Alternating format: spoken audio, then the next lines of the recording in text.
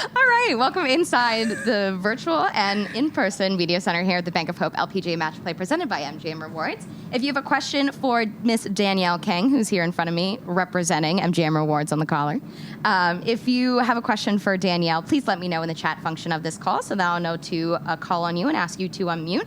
But I'll just kick things off. Welcome our de facto tournament host, Danielle. What is it like for the tour to be back in Vegas? I absolutely love obviously having the tournament here, and I think everyone knows that it's one of my favorite events of the year. I excited to see what Shadow's going to become throughout the week, because I'm speaking to the grounds crew and the entire staff, and they're very, looking forward to making the greens faster, firmer, and the conditions always so absolute mint, what everyone wants to say. I just hope everyone has a really good time in Vegas and, likes coming here. What is it about this event that excites you year after year? This is our third year here, but being at Shadow Creek, being at your quote-unquote home course, what is it about match play that is exciting for you this week? For me, it's not necessarily just match play. What I'm excited about is that we get to play a caliber golf course like Shadow Creek. Our sponsors, Bank of Hope and MGM Resorts, hosts us as a world-class athlete, and I think that elevates us as athletes, elevates us as tour, and having an event like that on our schedule really is moving us to the next level and having, everything headed in the right direction. So I'm very thankful for partners like this, and I think this is the week to show them how appreciative we are and, to play the best golf, and that's what we're here to do. So. I know you're coming off some off weeks. I know you were able to make a surprise appearance somewhere as well. So what has it been like gearing up for this event, and where are you feeling in your game as we get into this week? As many people would like to point out, that I did not hit the ball well at International Crown. However, I scrambled really well, scored actually pretty great, had a lot of fun with the girls. I just haven't been playing well in general, I guess, but I've been finishing well and not well, and it's kind of not all tied up yet, but there's some swing mechanics that I'm working on, and I think I've kind of got it down and feel good about it. I feel really positive about the direction that I'm headed in, and yeah, I just feel good about it, right? I think the smile permeates throughout the room here. I know you were able to talk to a lot of people at the Pro-Am party too, but what are you most excited about for this week as it relates to this event? I'm most excited about competing at Shadow Creek, having MGM as my little cushion, being able to be at home, and whoever is going to come out and watch is going to come out and watch. But for me, I'm more focused on what I get to do at the golf course. It is my home course, and there's nothing like a home game, and I'm always jealous of other sports where they get to have home crowds, home game, home stadium. But if I have it just at least 1 week out of the year, it's more than I could ever ask for. So that's what I'm really excited about, to be in the present and enjoy the week like I always do every year. All right, I'll hand it off, Greg. Hi, Danielle. As our kind of Las Vegas ambassador here and the Shadow Creek ambassador, any disappointment in the number of top players that chose not to play this week? Yes and no. I try to focus on the positives, right? And I'm trying to tell players to try and not pinpoint the negatives. I guess somebody complained that we got too many gifts last year, so they made sure we don't get too many gifts this year. Some people complained about the limo, and then now they're like, okay, well then drive your own car in. And then it's so minuscule that I want to focus on strength of field is one thing, but it's coming together to making it better, right? So all we have to do is, we all have to do our part. And playing a tournament, and I'm sure I've definitely not have played and competed in one of the high-level events, and I have my reasons. So I respect the players for coming or choosing what they want to play or not on their schedule. So I don't really am disappointed in that part. It's just mostly maybe I'm a bit more sensitive about it since it's my home and it's a great golf course, and I want the tournament to be here, and I want the girls to experience it moving forward. And if they just appreciate where we're at, the golf course, the venue, the sponsors, Bank of Hope, the I mean, Korea is a big partner of the LPGA, and Bank of Hope is a Korean company, and you know, acknowledging that and having Las Vegas have your back, and having LPGA down the strip, and they have it on MGM Grand Aria, like the entire billboards. I think that's pretty cool. So I know we're not exactly where we want to be yet, but I think we're going to get to where we want to get to. So that's what I'm trying to focus on.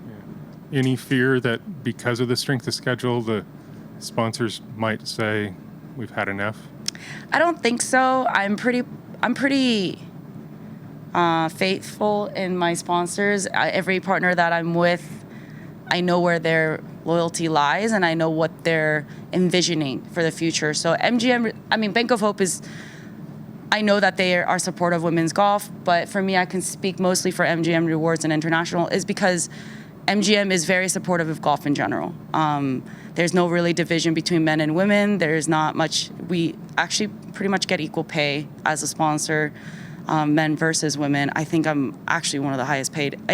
Things like that, I can be for Fort Worth and explain that, is because I want sponsors to know that we have people like this that back us up, and we have people like this that want to help us get to where we want to get to. And I think they don't have any inclination, and this is my opinion, on just leaving us high and dry. I think they're going to try and figure out how to make it better, how to make it more accommodating for us, which they've been doing for 3 years. And I just see it getting better, if anything. And I'm just very thankful to have a partner like that. Great. And then to change the subject, not to dig up the past, but you seem like you're in a much better place than you were at this point last year with the issues you had going on. I've had a lot of issues in the past year, not just past year, past like many years of my life. Right. But you know, not even just this week. I had issues 2 weeks ago. I don't know if you watched Crown, but we had issues. So regardless what the issues are, that's life. You know, it's never going to be smooth sailing. If it is smooth sailing, I don't want it. So that's just who I am. There's just a lot of dramas. You just got to embrace it as it comes your way. If you're not hitting it good, just figure it out. If you're hitting it great, just ride it out. You know, I mean, it is what it is. If you're sick, you're sick. If you're feeling good, you're feeling good. So I'm here. We're playing. Shadow's here. We thought we'd never have a tournament at Shadow Creek, right? So, you know, right. I mean, I slept, I think, like 4 hours last night. I thought I might miss the tee time. I didn't. I'm here. We're doing great. So. Great. Cool. All right, Sarah, if you'd like to unmute yourself. Yeah. Hey, DK. I have a couple of quick ones and a couple of different. Oh, hi, Sarah. How are you? Good. How are you? Good. So Crown, I know wasn't what you were looking for, but what did you learn from that week about your ability to scramble and contribute to a team even when you may not have had your best? I learned that shit happens. Really. But I was very appreciative of my teammates. I had so much fun with the girls. Lilia, Lexi, Nelly, they playing alternate shots with Nelly. I mean, we shot under par, I think, both times. And trust me, I was spraying it. And Lexi was such a great best ball partner for me. And she was just attacking everything because she goes, you'll just make up and down from everywhere. So the support that I got from players and them knowing that I didn't have my A game or B game, they never criticized. They just were highlighting what I was good at. And I think that's something that I just really will stay with me for a long time. Because a lot of times when you watch people struggle, whether it's putting, chipping, or ball striking, we only focus on the negative. But as players, when we talk to each other, we didn't. And just the four of us, it was just a small group. And it was a lot of fun, honestly. But over in general, shit happens. Sorry. I was hitting it everywhere, so. I love that. Just switching gears a little bit, it's obviously Asian American Pacific Islander Month, one of the heritage months throughout the year. You, as one of the top players out here, as a Korean American, I mean, what does your heritage mean to you, and what does it mean to you to be able to represent the Asian Americans out here on tour? Oh, that's so cool that you asked that. I'm always proud to be an American, but I've always been very proud to be a Korean.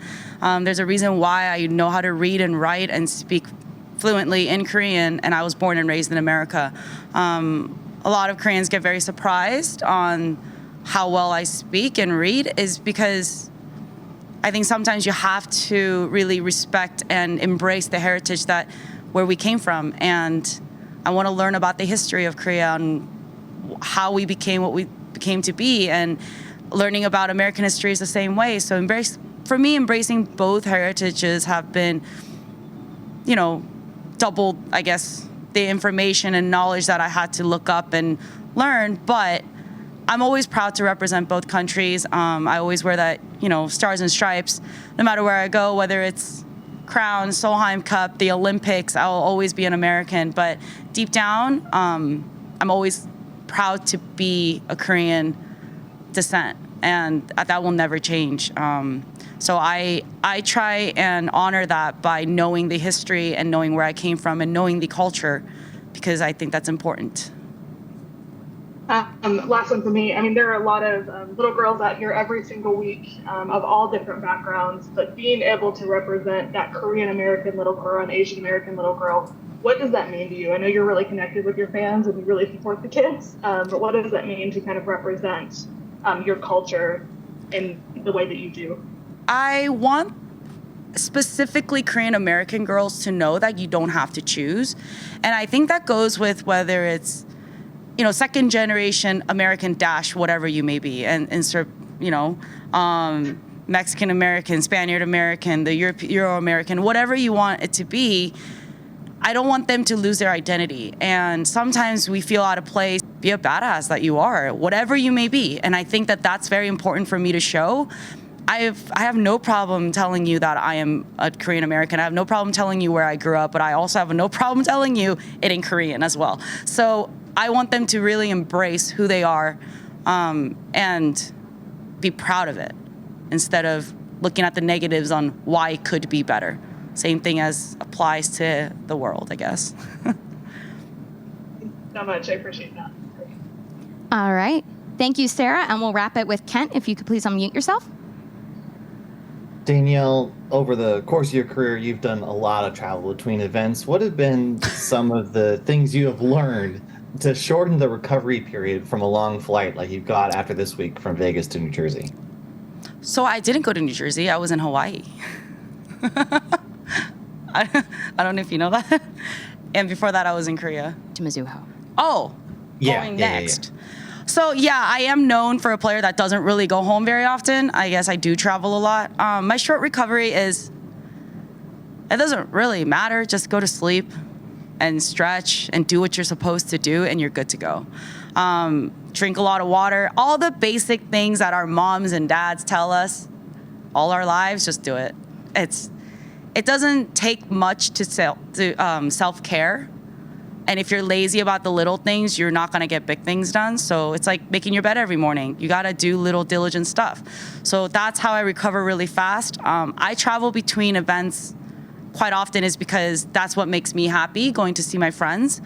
I don't wanna be stuck in this realm because this isn't all that I am. This isn't who I am, all of it. So when I have a chance, when I have downtime, I wanna go be myself and be myself with whoever I want to be, and they happen to be across the world. So with that, I don't want to put the pressure of golf on top of it, saying if I don't sleep, if I don't go home and have the practice facility that I need right here, I'm not going to play well. Like, that mindset doesn't exist for me.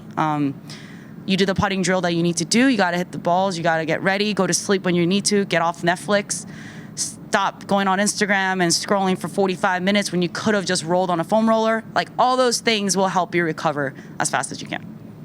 Like, you know, eat, make sure you're eating, snacking, all those things. And you were talking about the journey of the event.